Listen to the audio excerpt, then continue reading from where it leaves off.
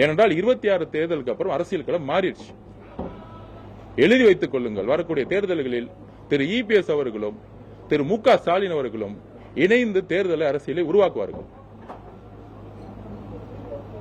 அவர்களுக்கு ஊழலை தவிர எதுவும் கிடையாது. இந்த ஒரு வாரமா, இந்த 10 நாளா டிடிசிபிலையும் சிஎம்டிலையும் டாஸ்மார்க்லையும் ரிஜிஸ்டர் டிபார்ட்மெண்ட்லயும் எங்கேயுமே ஊழல் கிடையாது. சிஎம் ஃபேமிலி ஃபண்ட், அமைச்சர் fund, MLA fund, party fund எல்லாத்தையும் ஒழித்தது எங்களுடைய முதலமைச்சர் சி ஜோசப் விஜய் அவர்கள். இதை நீங்க எங்க வேணா போய் மீடியா செக் பண்ணலாம். அப்படி ஒரு தூய்மையான ஆட்சியை கொடுக்கும் பொழுது அதுக்கு பாதிக்கப்பட்டவர்கள் திரு மு க ஸ்டாலின் அவர்களும் திரு இபிஎஸ் ஐயா பழனிசாமி அவர்களும். அப்படி இருக்கும் பொழுது புரட்சித் தலைவி அம்மா அவர்களுடைய கனவை மீறி திமுகவுடைய தலைவருடன் பேச்சுவார்த்தை நடத்தி முதலமைச்சர் அதுக்கு செய்யும் பொழுது அதிமுக எல்லா தொண்டர்களும் தலைவர்களும் தலைமை மீது நம்பிக்கை இழந்து தமிழக வெற்றி கழகத்தை ஒரு புதிய அதிமுகவை அவங்க நினைக்கிறாங்க. அதிமுக இருக்கக்கூடிய தொண்டர்கள். அதனால பேரு அன்புடனும் ஒரு நல்ல எதிர்காலத்தையும் தமிழக மக்களுக்கும் வேலை செய்யவும் ஒவ்வொருத்தரும் எந்த விதமான எதிர்பார்ப்புமின்றி மக்கள் சேவையாற்ற வந்தாங்க. அதுல திரு மு க ஸ்டாலின் அவர்கள் ட்வீட் போட்டிருக்காரு, இவங்க 3 எம்எல்ஏக்களும் ரிசைன் பண்ணது குதிரை பேரன். திரு ஓபிஎஸ் அவர்கள், திரு ஓபி பழனிசாமி அவர்கள், திரு ஓபி பன்னீர்செல்வம் அவர்கள், வைத்திலிங்கம் அவர்கள் இவங்கெல்லாம் ரிசைன் பண்ணிட்டு திமுக சேரும்போது அது குதிரை பேரம் கிடையாதா? ஒரு கட்சியோடைய அண்ணன் செங்கோட்டையன் அவர்கள் தமிழக வெற்றி கழகத்தில் சேரும் பொழுது நேர்மையாக எந்த விதமான எதிர்பார்ப்புமின்றி மக்கள் சேவைக்காக ஒரு இளைஞர் படையுடன் சேரும் பொழுது அதே திமுகவும் அதிமுகவும் எந்த அளவிற்கு கேலி கிண்டல்கள் செய்தார்கள் எல்லாருக்கும் தெரியும். அப்பையும் அண்ணன் செங்கோட்டையன் அவர்கள் தன்னுடைய எம்எல்ஏ பதவியை ரிசைன் பண்ணி சபாநாயகரிடம் கொடுத்து அதற்கப்புறம் எங்களுடைய தலைவர் அவர்களை சந்தித்தார். ஒரு கட்சியை 3/2 பங்கு இல்லாமல் உடைத்து அந்த கட்சியில் இருக்கிறவர்களுக்கு ஒரு ஆஃபர் கொடுத்து அது பேர் குதிரை பேரம். ஒரு கட்சியில் 3/2 பங்கு இந்த கட்சியின் மீது நம்பிக்கை இல்லை, ஒரு தலைவர் மீதும் புதிய கட்சியின் மீதும் நம்பிக்கை கொண்டு நாங்கள் மெர்ஜ் பண்றோம், இணைக்கிறோம்னா அது பேர் குதிரை பேரம் கிடையாது. நாங்கள் அந்த இடத்திற்கு கூட சொல்லல.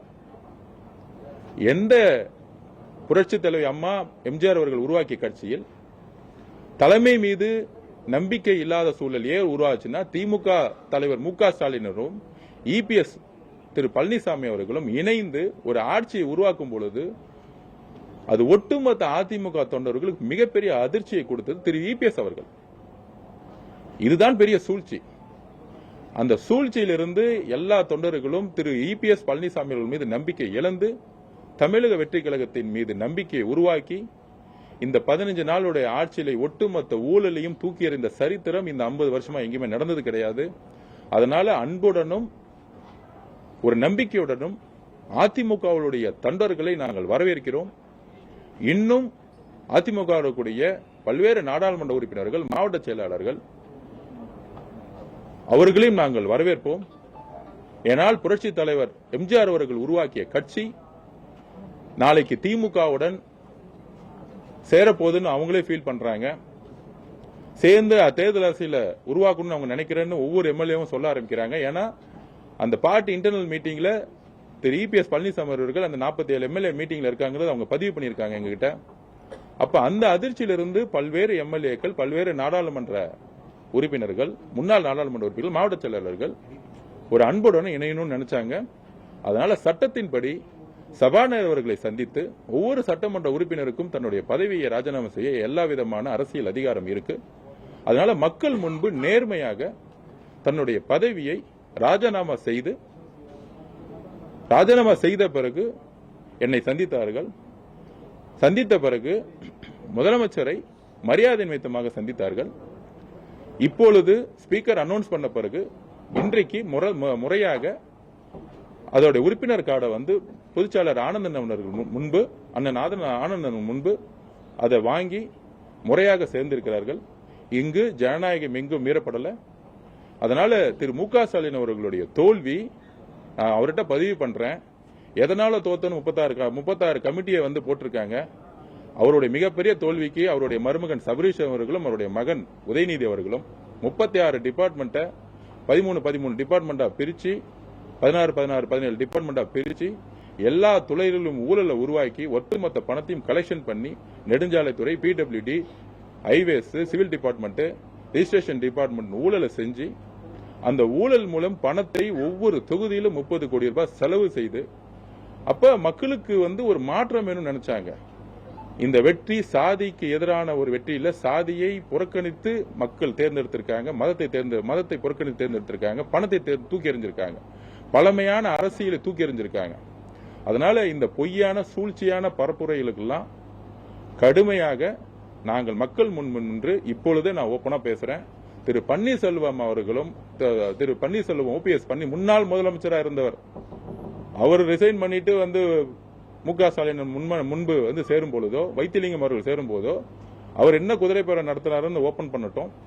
அந்த மாதிரி எந்த கட்சியிலிருந்தும் ஒரு எம்எல்ஏ ரிசைன் பண்ணிட்டு ஒரு கட்சியில சேரலாம். திரு மு க ஸ்டாலின் அவர்களுக்கும் திரு உதயநிதி அவர்களுக்கும் நாங்கள் பதிவு பண்ணணும்னா பை எலெக்ஷன் வரும்.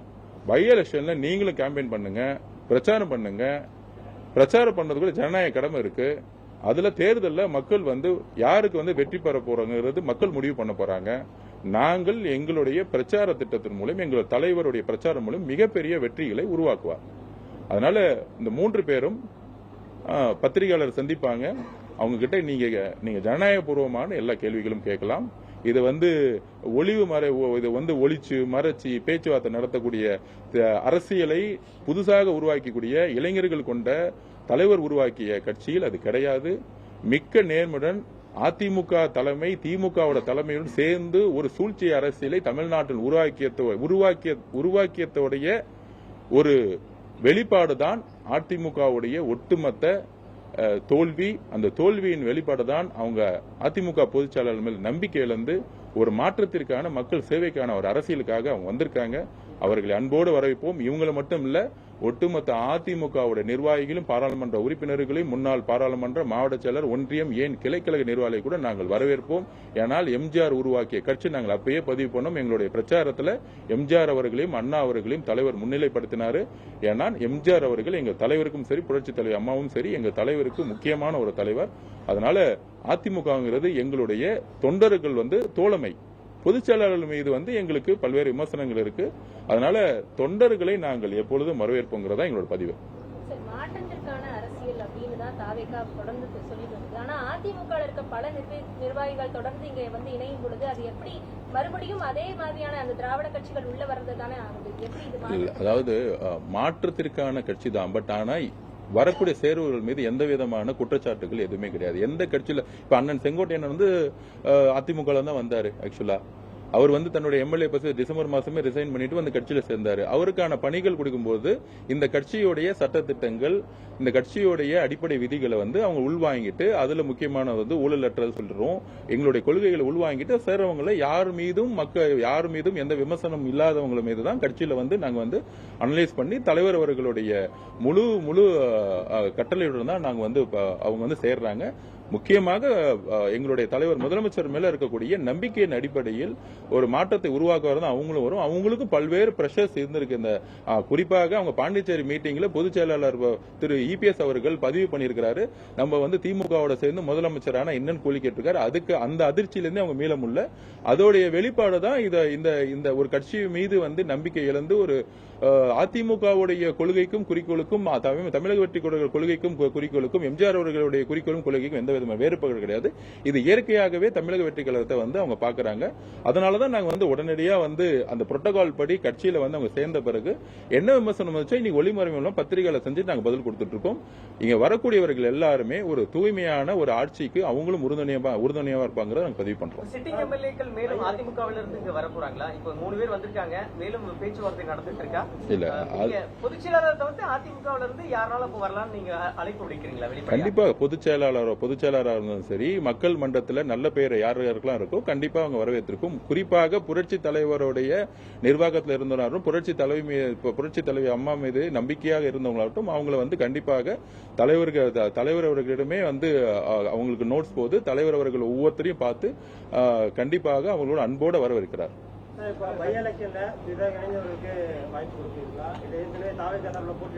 கண்டிப்பா தலைவர் அவர்கள் யாருக்கு வாய்ப்பு கொடுக்காம கூடிய சீக்கிரத்தில் அவர் டிக்ளேர் பண்ணுவார். பிளே ஸ்டோர் மற்றும் ஆப் ஸ்டோரில் இருந்து பாலிமர் செயலியை QR கோடு மூலம் பதிவிறக்கம் செய்யுங்கள்.